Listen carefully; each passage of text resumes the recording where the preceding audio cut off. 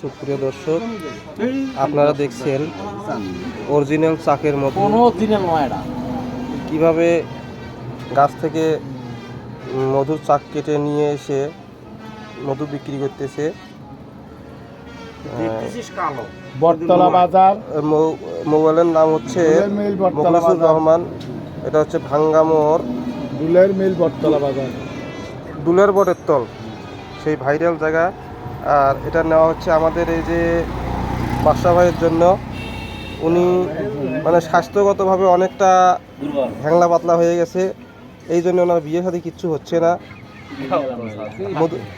মধু ফিরিয়ে ওনাকে একটু স্বাস্থ্যবান করানো হবে। এর সাথে এই যে দেখেন ভাইরাল ঘটক আছে। ভাই তুই উঠলু রে, আমরা ভাই দেখেন তো চাচাই মধু কি ভালো হবে না? সুন্দর মধু, এক নম্বর পিওর মধু। সেটা এই যে এই লোকটা আপনার কে হয়? ওই লোকটা আমার মনে করো ভাইস্তে। ভাজতে আপনার ভাজতে খেলেন যাবে তো? অবশ্যই ভাইস্তে খালি সব দিক দিয়ে ভাইস্তে ঠিক আছে।